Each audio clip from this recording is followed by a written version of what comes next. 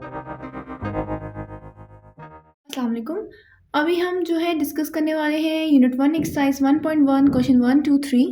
First 3 question हम discuss करने वाले हैं।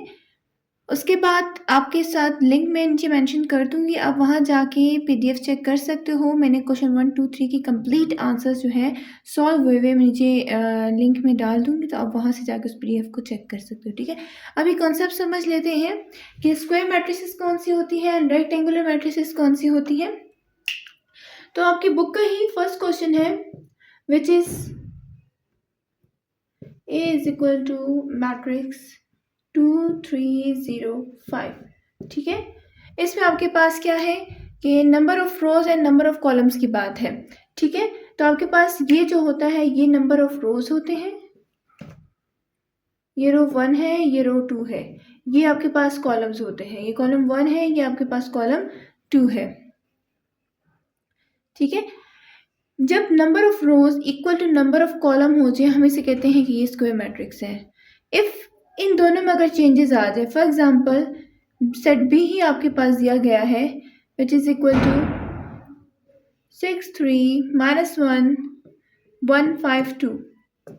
इसमें नंबर ऑफ रोज कितने हैं 2, नंबर ऑफ कॉलम्स कितने हैं 3। ठीक है, if number of rose and number of columns में कोई डिफरेंस आ जाए तो आपके पास वो रेक्टेंगुलर मैट्रिसेस कहलाती हैं, and if number of rows equal to number of column हो तो वो आपके पास स्क्वायर मैट्रिक्स कहलाती है। ये सिंपल सा कॉन्सेप्ट जस्ट आपने लिख देना है इसके नीचे। अगर ये आपके पास स्क्वायर मैट्रिक्स है तो क्वेश्चन लिखने के बाद सोल्यूशन में आपने क्वेश्चन को रिपीट करना है और नीचे मेंशन कर देना है ऐसे, it is a square matrix. ठीक हो गया। इफ अगर रेक्टेंगुलर मैट्रिक्स है तो वही क्वेश्चन लिखेंगे, सोल्यूशन के बाद क्वेश्चन को रिपीट करेंगे, नीचे लिख देंगे रेक्टेंगुलर मैट्रिक्स।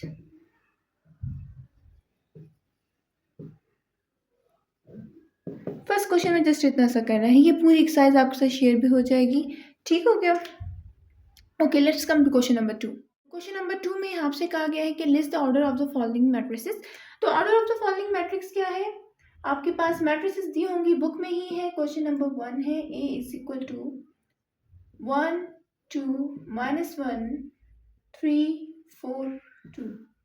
ठीक है, ऑर्डर आपने इसका बताना है। सिंपली ऑर्डर आप कैसे लिखोगे, जो number of rose by number of column.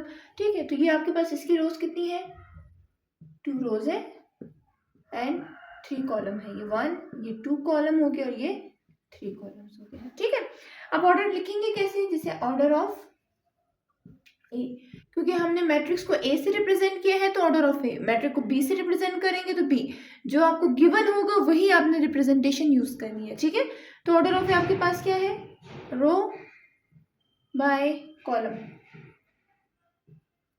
ठीक है, रो बाय कॉलम, तो रोज आपके पास कितनी है 2 रोज है, बाय कॉलम कितने हैं 3। आपकी बुक में इस तरह भी लिखा होगा, जो आपकी बुक में आंसर है ना वो इस फॉर्म में होगा, सॉरी बाय नहीं होगा बल्कि क्रॉस होगा, रो क्रॉस कॉलम। तो उसको आप ऐसे लिखोगे 2 क्रॉस 3। जस्ट मल्टीप्लाई नहीं कर देना कि 2 3 तो आप लोग 6 कर दो, ऐसा नहीं करना। जस्ट ऑर्डर लिखना है कि रोज इतनी है और कॉलम इतने हैं। ठीक है, ये भी ठीक है और ये भी ठीक है, आप दोनों तरीकों से कर सकते हो उसको। ठीक है, आपने हर एक का ऑर्डर बताना है। एक और कर लेते हैं जिससे आपको थोड़ा सा आइडिया क्लियर हो जाएगा। इसमें आप ले लो बी वाला ही कर लेते हैं, वो भी है B is equal to matrix आपके पास दी गई है -4। तो देखिए इसका ऑर्डर क्या होगा, इसकी रोज 1 है, कॉलम भी 1 है, तो 1 बाय 1। ठीक है, इसी तरह हर एक का आपने 1 बाय 1 जो है ना ऑर्डर डिफाइन करके बताना है। That's it. Let's come to question number 3। Question number 3 में सिर्फ इतना करना है कि आपको एक मैट्रिक्स दी गई है, आपको कहा गया है कि इनके आंसर्स निकाल ले। इसके लिए सिंपल इतनी सी ट्रिक है कि आपने एक फॉर्मूला को याद रख लेना है, आपने उसको इस मैट्रिक्स के साथ कंपेयर कर लेना है। मैट्रिक्स आपके पास कुछ इस टाइप की है, फॉर्मूला जो है आपके पास, एक सेकेंड देखिए, आपके पास 4 रोज है और 3 कॉलम्स है। ठीक है, तो उसी हिसाब से आप बनाओगे भी। कैसे, A11 A12 A13, 11 के बाद 10 नंबर्स आगे जाएं 21, 10 नंबर्स आगे जाएं 31, 10 नंबर्स आगे जाएं 41, आगे जस्ट एक एक नंबर इससे अब आगे जाना है। A21 के बाद 22 A23, 31 के बाद 32, 33 और 41 के बाद 42 और 43, सिंपल। ठीक है, आपने इस फॉर्मूले को इस तरह से याद रखना है। फर्स्ट एलिमेंट के बाद 10 नंबर्स आगे जाते जाए तो आपके पास ये आ जाएगा, 1 नंबर आगे जाते जाए तो ये आ जाएगा। ये फॉर्मूला आपको याद कर लेना है। अब इनको दोनों मैट्रिसेस को आपस में कंपेयर कर ले। कैसे? A11 की वैल्यू होगी 3, फर्स्ट, सेकंड क्या है 1 2, यहाँ का सेकंड क्या 2, तो 1 2 की वैल्यू होगी 2, यहाँ का थर्ड क्या है 1 3, तो 1 3 की वैल्यू क्या होगी A13 की -4। लेकिन आपसे हर एक का नहीं मांगा गया, आपसे जस्ट इन एलिमेंट्स का मांगा गया है, तो आपने जस्ट इन्हीं का आंसर देना है। तो देखिए यहाँ पे पहला है A12, तो A12 इसमें क्या है ये, तो इसका आंसर आपके पास क्या होगा 2। ठीक है, सेकेंड आपसे मांगा गया है 2 3, तो A23 ये है, सेकेंड रो में है, थर्ड एलिमेंट, सेकेंड रो का थर्ड एलिमेंट, देखें इसका आंसर क्या होगा 0। ठीक है, थर्ड आपसे मांगा गया है 3 2, तो 3 2 आपके पास ये है, इसका आंसर क्या होगा 1। 4 3, तो 4 3 ये है, इसका आंसर क्या होगा 6। 1 3, 1 3 इसमें कहाँ है, ये रहा, 1 3 का आंसर क्या होगा -4। 3 3 ये है, 3 3 का आंसर क्या होगा 5। इसके अलावा कुछ ऐसे भी आ जाते हैं, इससे रिलेवेंट जो जितने भी आ जाए आप उनके आंसर्स दे सकोगे, क्योंकि आपको फॉर्मूला वो पता है, जस्ट कंपेयर करना है ना, आंसर्स लिखने हैं। क्वेश्चन नंबर 4, क्वेश्चन नंबर 4 में आपसे कहा गया है which of the following matrices are equal. 4 matrices दी गई हैं और आपको पूछा गया है कि कौन कौन सी आपस में इक्वल है। ठीक है, आपने उसके आंसर्स दिए हैं, तो आप देख लो A मैट्रिक्स दी गई है, 2 दी है, वो फर्दर सॉल्व नहीं होती है, बट C एंड D देखें उसमें आपको दो टर्म्स दी गई हैं लाइक दिस वन। जैसे अगर हम C मैट्रिक्स को सॉल्व करें तो देखें 1 + 1 gives you 2, 3 + 2 gives you 5, 2 + 1 gives you 3, तो हम इनको सॉल्व कर सकते हैं। ठीक है, तो C को सॉल्व करें, 1 + 1 gives you 2, 4, 3 + 2 gives you 5, 2 + 1 gives you 3। आप D को भी सॉल्व कर सकते हो, A B ऐसे सॉल्व नहीं हो सकते हैं, पर C D ये अंडरस्टूड है कि ये सॉल्व हो सकते हैं। तो 2 1 वैसे ही रहेगा, 3 भी वैसे ही रहेगा, 4 + 1 5। अब आप चेक करें, ये सॉल्व होने के बाद ये बन गई है C, ये बन गई है D, वो A और B, तो A और B, C और D, इन देखिए ये चारों, देखिए आप इन चारों में से कौन से आपस में इक्वल है।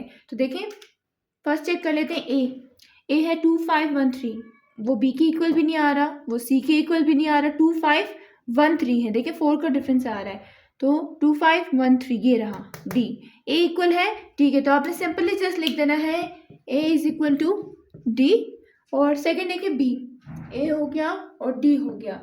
B आपके पास क्या है 2 5 4 3, C देखें क्या आ गया 2 5 4 3, तो आपके पास B किसके इक्वल है C के। तो सिंपल जस्ट आपने आंसर में ये मेंशन कर देना कि A बराबर है D के, B बराबर है C के, and that's come to question number 5, exercise 1.1 your unit number 1, question number 5। Okay, simply आपको दो मैट्रिसेस दी गई हैं, the first one is 2 -3 U and 0, and the second one is V -3 5 and W। ठीक है, आपसे कहा गया इसमें जो वेरिएबल्स हैं, वेरिएबल्स कौन से होते हैं, जो आपके पास ABC वाले अल्फ़ाबेट्स होते हैं, अल्फ़ाबेट्स जो आपके पास हैं वो आपके पास वेरिएबल्स कहलाते हैं। ठीक है, तो U V और W आपके पास स्टेम वेरिएबल्स हैं। कहा गया कि इन वेरिएबल्स की वैल्यू फाइंड आउट करो। ठीक है, तो आपने सिंपली क्या करना है, A को B के बराबर कर देना है ऐसे, तो ये A का मैट्रिक्स आ गया, ये B का मैट्रिक्स आ गया। ठीक है, अब देखिए वैल्यूज आप कैसे निकालोगे, फर्स्ट को फर्स्ट के इक्वल कर दो, V क्या है और 2, तो 2 = V, इसका मतलब क्या हो गया कि V का आंसर क्या निकल आया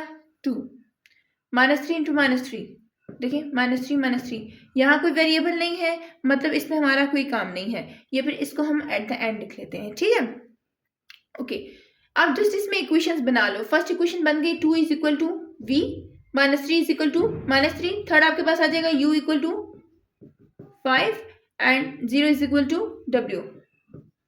सिंपली क्या करें, हैंस लिखें, हैंस में आपके आंसर्स आ जाएंगे। आपको 3 आंसर चाहिए थे, U V W, तो U का आंसर, V का आंसर और W का आंसर। तो U का आंसर क्या आया 5, V का आंसर क्या आया 2 और W का आंसर क्या आया 0। To question number 6, it's question number 6 okay of unit number 1 exercise 1.1। कहते हैं कि आपको दो मैट्रिसेस दी गई हैं और आपको कहा गया है कि वेरिएबल्स की जो वैल्यूज हैं वो आपने फाइंड आउट करनी है। ठीक है, वेरिएबल्स कौन कौन से दिए हैं, A B C X Y Z, इसमें से A B C X Y Z की जस्ट हमने वैल्यूज निकालनी है, दैट्स इट। ओके, तो सिंपली क्या करना है, प्रीवियस क्वेश्चन की तरह वैल्यूज को आप इसमें इक्वल करके इक्वेशंस बना लें। तो फर्स्ट वैल्यू की इक्वल हो जाएगी x + 3, इस सेट की फर्स्ट वैल्यू इक्वल टू इस सेट की first value. Okay, that will be your equation 1. Second value equal to second value, z plus 4 है यहाँ की सेकेंड वैल्यू, इक्वल टू यहाँ की सेकेंड वैल्यू क्या है 6. That will be your equation 2. Third value है 2y माइनस 7, यहाँ की थर्ड वैल्यू है 3y minus 2. That will be your equation 3. Minus 6 equal to minus 6.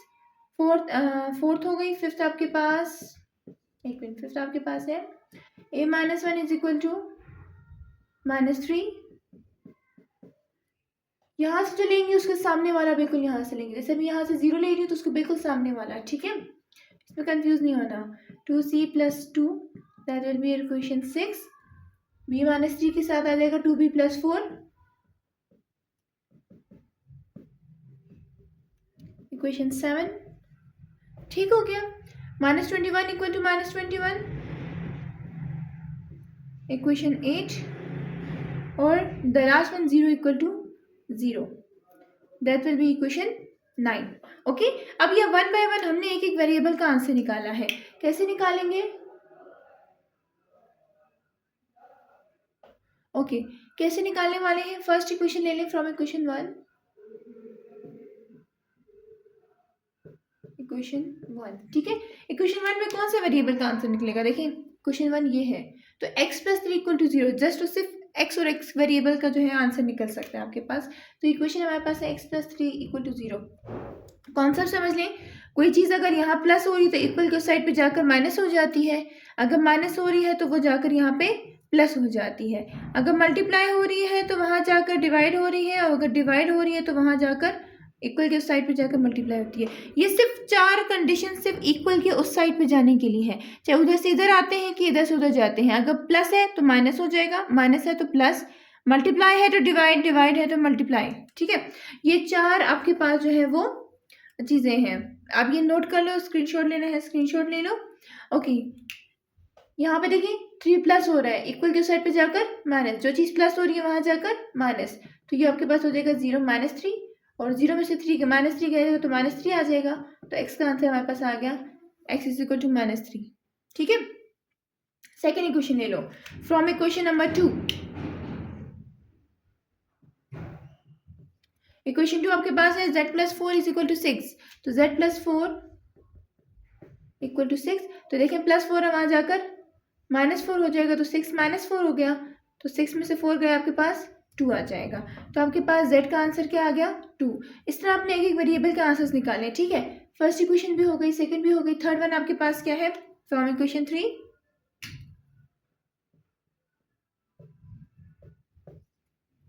आपके पास इक्वेशन है 2y minus 7 is equal to 3y minus 2. ठीक हो गया. सिंपली देखें क्या हो रहा है यहाँ पे. 2y minus 7 is equal to 3y minus 2. आपने सिंपल ये करना है कि वेरिएबल, यहाँ पे देखिए 2 वेरिएबल्स आ गए हैं. ठीक है, तो 2 वेरिएबल्स जब आ जाते हैं, देखिए y 2 दफ़ा आ गया है. एक दफ़ा था तो हमने आसान से सिंपल तो पलटा लिया तो आंसर निकल आया. लेकिन जब y अब 2 दफ़ा आ जाएगा तो उसका क्या करेंगे? उसका हम ये करेंगे कि y और y को इकट्ठा करेंगे. तो देखें ये 2y अपनी जगह पे रहेगा. ठीक है, इस 7 को हमने वहाँ ले जाना है 2 के पास, और 3y को हमने 2y के पास लेकर आना है. तो 3y यहाँ पे क्या हो रहा है प्लस है ना, साथ कुछ नहीं है तो साइन कौन सा होगा प्लस का होगा. तो 3y यहाँ प्लस हो रहा है, यहाँ पे आकर माइनस हो जाएगा. इक्वल अपनी जगह पे रहेगा, माइनस 2 भी अपनी जगह पे है. 7 यहाँ से वहाँ शिफ्ट हो जाएगा, तो माइनस 7 है यहाँ आकर प्लस 7 हो गया. हमने कुछ भी नहीं किया, जस्ट टू जस्ट 3y को मैं यहाँ 2y के पास लेकर आई हूँ और 7 को मैं यहाँ 2 के पास लेकर गई हूँ. ठीक हो गया. वेरिएबल के पास ये प्लस 3y यहाँ आकर माइनस 3y हो गया है.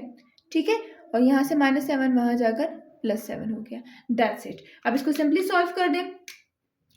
2 माइनस 3 आपको क्या देगा माइनस 1 देगा. 3 में से 2 गए 1. देखिए यहाँ प्लस है ना, तो प्लस माइनस माइनस, 3 में से 2 गए 1, और साइन बड़ी वैल्यू का लगता है हमेशा. y is equal to minus plus minus होता है, 7 में से 2 गए, आपके पास क्या रह गया 5 रह गया, और साइन बड़ी वैल्यू का. ठीक है, आपको y की वैल्यू चाहिए, माइनस y की वैल्यू नहीं चाहिए, तो माइनस को वहाँ शिफ्ट कर दें आप, तो आपके पास हो जाएगा y is equal to minus 5. ये आपके पास y की वैल्यू निकल आई. ठीक हो गया. ओके, इक्वेशन 3 भी सॉल्व हो गई। इक्वेशन 4 को देख लो, -6 इज इक्वल टू -6। इसके साथ हमारा कोई काम नहीं, क्योंकि हमें वेरिएबल्स, हमने उन इक्वेशंस का यूज़ करना है जिनमें ये वेरिएबल्स मौजूद हैं। इसमें भी था, इसमें भी था, इसमें भी था, हमने इसको यूज़ कर लिया। बट फोर्थ इक्वेशन में कोई वेरिएबल नहीं है, तो इसके साथ हमारा कोई काम नहीं है। क्वेश्चन नंबर 5 की तरफ आ जाते हैं।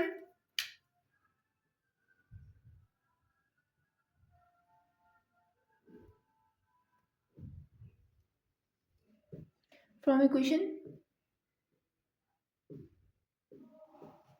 5, ठीक हो गया। ओके, इक्वेशन 5 आपके पास है simply a-1 is equal to -3। ठीक है, a-1 इज इक्वल टू -3 में आपने क्या करना है, सिंपल एक वेरिएबल का a जो वेरिएबल है उसका आंसर निकालना है। -1 है, उस साइड पे जाकर क्या हो जाएगा, +1। Yes, excellent. तो -3 अपनी जगह पे रहा है, ये -1 सिर्फ यहाँ पे आके क्या हो गया, +1 हो गया। ठीक है, तो माइनस प्लस माइनस होता है, 3 में से 1 गया, 2 आ गया, साइन बड़ी वैल्यू का, तो यहाँ से एक और वेरिएबल का जो है आंसर निकल आया हमारे पास a का। ठीक है, देखिए हम किस किस का निकाल चुके हैं, हम x का निकाल चुके हैं आंसर, हम z का निकाल चुके हैं, हम y का निकाल चुके हैं, और अब हम a का निकाल चुके हैं। जस्ट b और c वेरिएबल जो है उनके आंसर्स निकालना रिमेनिंग है। ठीक है, तो देखिए यहाँ पे आंसर किस से यहाँ पे वेरिएबल c मौजूद है ना, तो आप इसी क्वेश्चन को यूज कर लेंगे ताकि c का भी आंसर निकल आए। फ्रॉम इक्वेशन 6, इक्वेशन 6 आपके पास है 0 इज इक्वल टू 2c + 2। ठीक है, तो सिंपल 2 यहाँ प्लस हो रहा है, 0 के पास जाकर क्या हो जाएगा, माइनस हो जाएगा, तो ये हो जाएगा 0 - 2 इज इक्वल टू 2c। यहाँ से 2 यहाँ पे शिफ्ट हो गया, तो -2 रह 0 - 2 gives you -2 equal to 2c। अब आपको c वेरिएबल का आंसर चाहिए, तो 2 यहाँ मल्टीप्लाई हो रहा है, तो वहाँ जाकर क्या होगा, डिवाइड हो जाएगा। एक्सीलेंट, दोनों साइड पे 2 को डिवाइड कर दें, यहाँ से 2 खत्म, यहाँ से भी देखिए 2 खत्म हो रहा है, 2 1 सा 2, 2 1 सा 2, तो यहाँ पे रह जाएगा c इज इक्वल टू -1। तो यहाँ से c वेरिएबल का भी आंसर निकल आया आपके पास। ठीक है, ओके, लास्ट आपके पास यहाँ से c का भी आंसर निकल आया, यहाँ से भी c को टिक मार्क कर देते हैं। द लास्ट वन, एक वेरिएबल रह गया जो इसी क्वेश्चन में आपको मिलेगा। लास्ट 2 भी देख लें, इसमें कोई वेरिएबल नहीं है, और ना हमें ऐसा कोई वेरिएबल, कोई नंबर चाहिए जो वहाँ पे, जस्ट हमारे पास रिमेनिंग b रह गया जो हमारे पास इससे निकल आएगा, तो इन 2 के साथ भी हमारा कोई काम नहीं होगा। ठीक है, तो फ्रॉम इक्वेशन 7,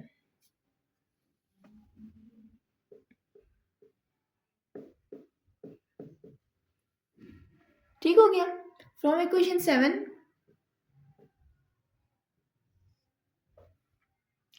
ओके, अब इक्वेशन 7 आपके पास क्या है, b - 3 is equal to 2b + 4।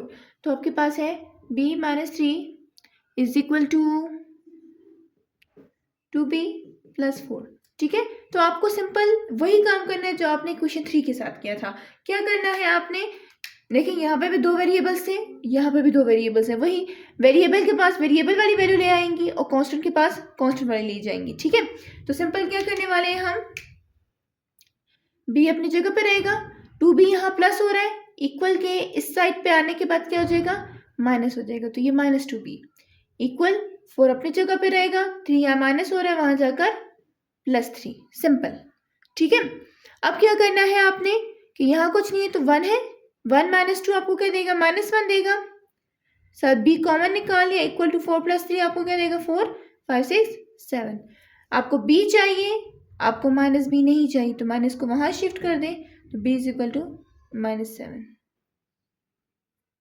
ठीक है, अच्छा हो सकता है आपको यहाँ कंफ्यूजन आ जाए कि वहाँ ये प्लस माइनस में, जैसे यहाँ था कि प्लस माइनस माइनस प्लस होता है, प्लस माइनस माइनस होता है, तो इसके लिए हिंट आप देख लो कि अगर 2 सेम साइन आ रहे हैं, यहाँ कर लेते हैं, यहाँ पे आपको क्लियर नजर आएगा, अगर 2 सेम साइन हो तो वो आपको प्लस देते हैं, हम कहते हैं ना माइनस माइनस आपको प्लस देंगे, तो 2 सेम साइन से मुराद ये 2 है। ठीक है, अगर 2 माइनस आ जाए आंसर तब भी प्लस होगा, वैल्यूज का प्लस करोगे, लेकिन साइन ग्रेटर वैल्यू का, अगर 2 वैल्यू के साथ प्लस है तो अब उसका आंसर भी प्लस होगा। सिमिलरली एक प्लस एक माइनस हो तो आंसर माइनस आएगा, डिफरेंट वैल्यूज का आंसर हमेशा माइनस आता है। ठीक है, डिफरेंट साइंस का आंसर, सॉरी, अगर ये माइनस हो दूसरी वैल्यू के साथ प्लस हो तो उसको भी आप क्या करोगे, माइनस ही करोगे। ठीक है, तो 2 ऐसी वैल्यूज जिनके साथ सेम साइन आ रहे हो उनको आप प्लस करते हो।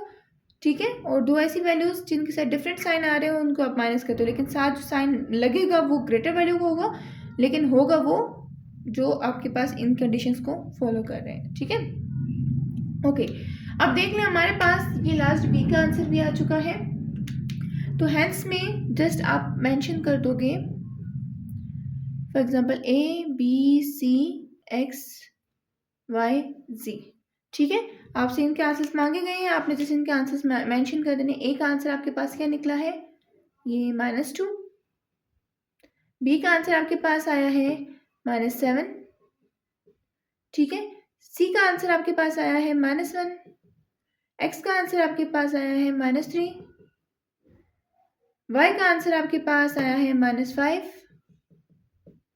ठीक है, और आपके पास जेड का आंसर जो है 2 आया है। तो ये आपका क्वेश्चन नंबर जो 6 है वो डन हो चुका है। मैं अपनी दुनिया बनाऊंगी के जिंदगी